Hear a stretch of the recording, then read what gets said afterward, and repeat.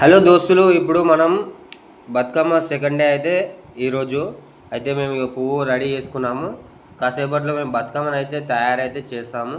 అది మీకు full video చేస్తాను, షార్ట్లో చూడండి.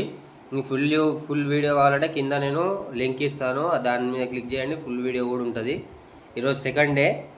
ఫస్ట్ డే బతుకమ్మ మేము ఎలా చేసామనేది ఫుల్ వీడియోలో కూడా పెడతాము. ఇది కేవలం షార్ట్ మాత్రమే చూడండి. పువ్వు గునుక పువ్వు, ఇదేది దీని వాటి ఏమంటారు, మందార పువ్వు. ఇది కింద వెళ్ళది సంథింగ్ ఏదో ఫ్లవర్ తెచ్చారు. ఇంకోటి ఇది ఏం పువ్వు, ఏదో వైట్ పువ్వు. ఇది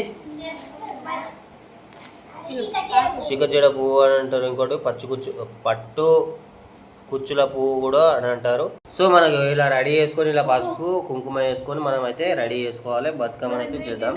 నీకు షార్ట్ వీడియోలు నేను ఇలా అప్లోడ్ చేస్తాను, చూడండి.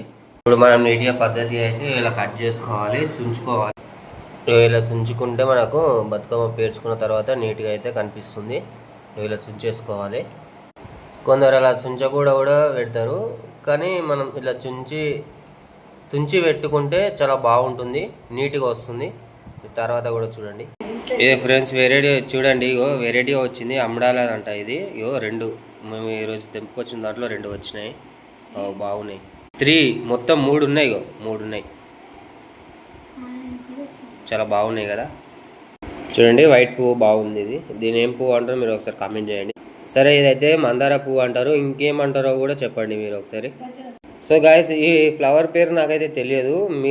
మీకు తెలిసి ఉంటే కామెంట్ అయితే వేయండి ఈ ఫ్లవర్ పేరు కూడా. ఇప్పుడు 3 కలర్స్ వచ్చినాయి కదా. సో ఇదేం ఫ్లవరో కూడా మీరు ఒకసారి చెప్పండి. ఈ ఫ్లవర్ నేమ్ కూడా నాకు తెలియదు, కానీ బాగుంది. ఇలా మనం చుట్టూ ఆకునైతే తుంచుకోవాలి. ఇలా రౌండ్ షేప్లో అయితే మనం ఆకు అనేది తుంచుకోవాలి. ఇప్పుడు మన దగ్గర తంగేడు పువ్వు లేదు కాబట్టి అందుబాటులో, అంటే అది దొరకడం లేదు. ఇది కూడా కొంచెం చాలా రేర్ దొరకడం.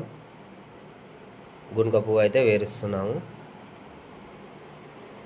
ఇప్పుడు రౌండ్గా కంప్లీట్ అయింది గునుక పువ్వు.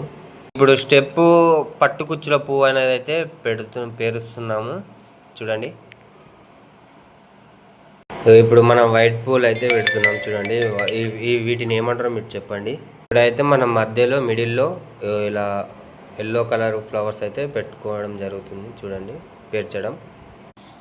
బతుకమ్మ అయితే ఆల్మోస్ట్ రెడీ అయిపోయింది. సూపర్, బాగుంది కదా. మీకు ఎలా అనిపించిందో, నచ్చిందా నచ్చలేదా కామెంట్ చేయండి, సబ్స్క్రైబ్ చేయండి.